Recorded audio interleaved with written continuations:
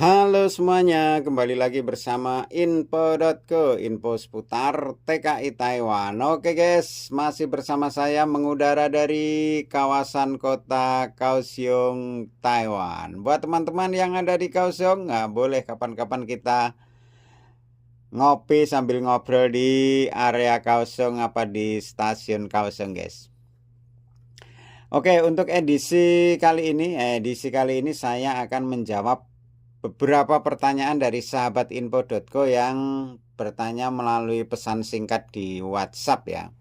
Itu ada beberapa pertanyaan, padahal sebenarnya pertanyaan ini sudah saya jawab di video-video yang lalu. Itu udah banyak saya membahas, tapi mungkin teman-teman yang bertanya ini baru menemukan channel info.co, terus dia bertanya melalui pesan singkat di WhatsApp guys. Dari sekian pertanyaan itu akhirnya saya rangkum, lalu saya buatkan video ini. Nah, ini khusus untuk menjawab kemarin yang bertanya di WhatsApp guys. Kurang lebih pertanyaan itu seputar bahasa sebenarnya.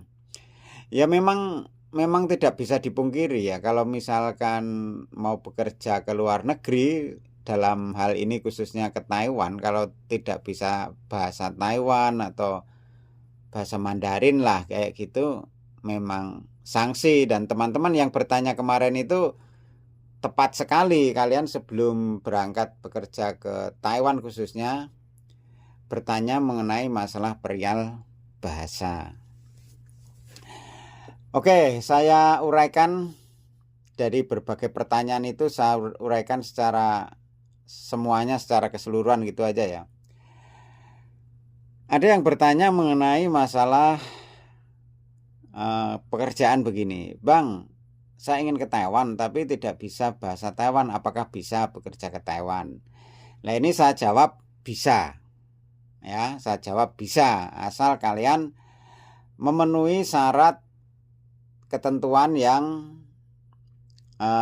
telah ditentukan oleh pihak-pihak, misalkan PT. Ya, PT Indonesia kan bekerja sama dengan pabrik-pabrik yang ada di Taiwan khususnya ya. Itu syaratnya apa aja, misalkan kayak cek kesehatan, terus kayak usia, terus berat badan, tinggi badan lah. Misalkan kalian memenuhi, terus kalian punya skill, hanya minusnya itu misalkan tidak bisa bahasa. Nah, itu saya jawab bisa ya, tapi dengan catatan, untuk menutupi minus kalian itu yang nggak bisa bahasa, kalian saya sarankan harus belajarlah bahasa.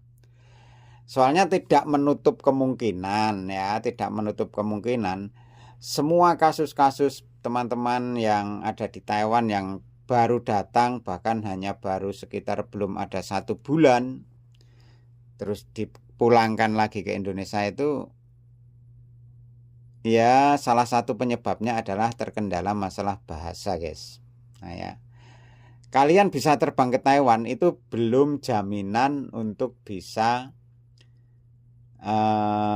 bekerja nyaman di Taiwan guys. Kalian masih melalui berbagai proses, khususnya adaptasi, khususnya lagi masalah bahasa. Nah, jadi bahasa itu memang bukan syarat utama bisa ke Taiwan, itu bukan, tapi itu adalah bagian yang sangat penting demi kelancaran bekerja di Taiwan. Caranya bagaimana? Ya belajar di Indonesia, belajar, setelah sampai Taiwan juga sedikit-sedikit belajar. Itu caranya guys.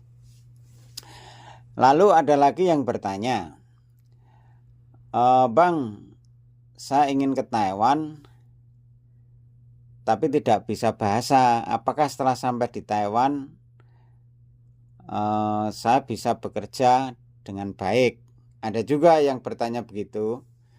Oke, saya jawab sebenarnya bisa. Soalnya apa, pekerjaan di Taiwan itu sebenarnya gini ya. Misalkan kita sudah sampai di Taiwan itu kan awalnya diantar sama agensi sama penerjemah. Nah, terus dikasih tahu nih kerjaan kamu begini ya. Kamu megang ini, megang ini, megang ini. Biasanya seperti itu. Seperti yang saya alami dulu.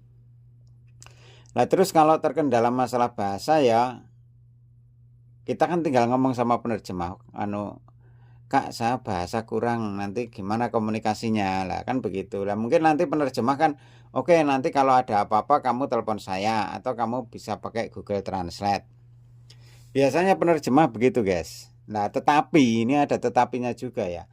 Tetapi apakah kalian selamanya mau mengandalkan penerjemah? Kan nggak mungkin. Penerjemah juga ada batasnya. Paling kalian itu dikawal sampai 3 bulan pertama ya. 3 bulan pertama itu biasanya dikawal sama penerjemah. Setelah itu dilepas. Entah kamu mau bisa atau tidak, itu biasanya penerjemah begitu. Dalam arti kata, kalau kita tidak bisa bekerja atau kita tidak menguasai bahasa, akhirnya kita terkendala kerjanya lah, itu agensi atau penerjemah biasanya kalau 3 bulan pertama itu sudah melepas. Makanya penerjemah juga bilang kamu belajarlah bahasa sedikit-sedikit begitu. Soalnya ini dulu pernah saya alami dulu waktu masih baru-baru itu kan, misalkan hari Minggu saya mau liburan ke mana gitu. Kalau zaman dulu waktu saat dulu masih izin guys, jadi mau libur itu izin, nulis di security berangkat jam sekian terus nanti pulang jam sekian, itu dulu masih berlaku ya. Nah, itu setiap mau libur itu saya bilang sama penerjemah begini, Kak tolong ngomong dong sama orang kantor saya mau libur. Kapan? Kan penerjemah hari Minggu, berangkat jam sekian nanti pulang jam sekian. Nah, terus penerjemah oke gitu. Nah, tapi setelah lama-lama itu penerjemah bilang begini, hei kamu belajar dong, belajar bahasa sendiri, masa nyuruh kita terus gitu. Itu orang kantor juga pengen kamu bisa bahasa sini, nanti biar komunikasinya bagus. Nah, itu penerjemah pernah bilang begitu guys sama saya. Akhirnya ya sudah, akhirnya saya memang menyadari begitu, terus saya sedikit-sedikit ya belajar bahasa.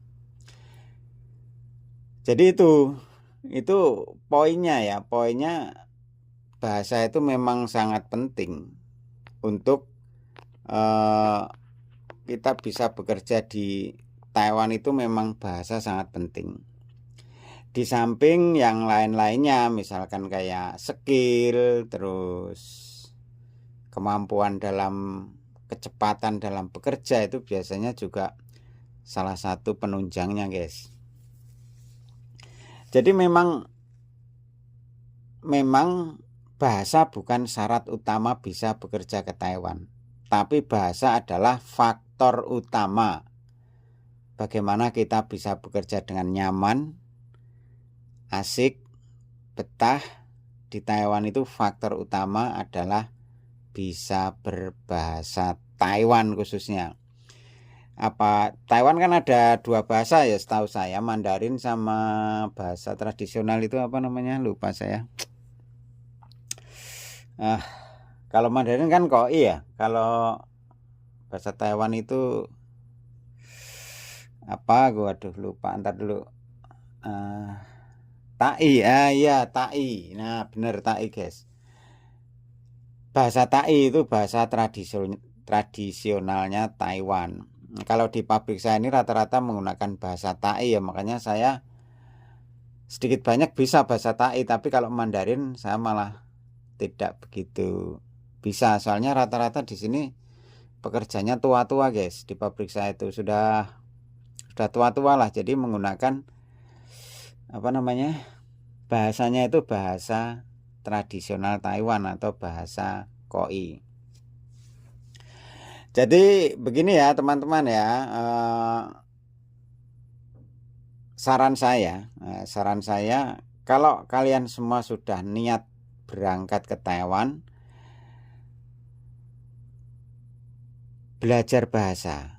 Nah, belajar bahasa di samping kalian memenuhi syarat-syarat yang ditentukan di pihak PT itu, semua syarat udah, akhirnya daftar, nah, kalian mulai belajar bahasa. Atau misalkan kalian sudah niat ke Taiwan itu, sebelum daftar kalian belajar dulu nggak apa-apa. Belajar itu tidak ada ruginya, guys. Percaya sama saya, kalian bisa bahasa Taiwan, kalian nyaman di Taiwan. Saya berani menjamin. Kalian bisa bahasa Taiwan, kalian nyaman di Taiwan, enak kerja cari duit di Taiwan. Taiwan itu kerjaan banyak, guys. Saya tidak omong kosong ya. Kerjaan Taiwan itu banyak. Kalau sampean teman-teman semuanya bisa bahasa Taiwan, nyaman banget kerja di Taiwan.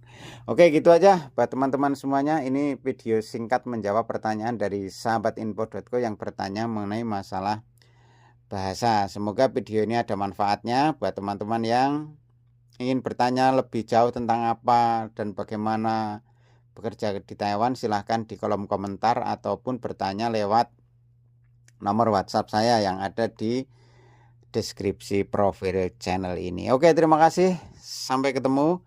Sampai jumpa, salam sehat, sukses buat semuanya, buat teman-teman yang masih proses juga sukses. Sampai ketemu di info.co berikutnya. Bye-bye, terima kasih.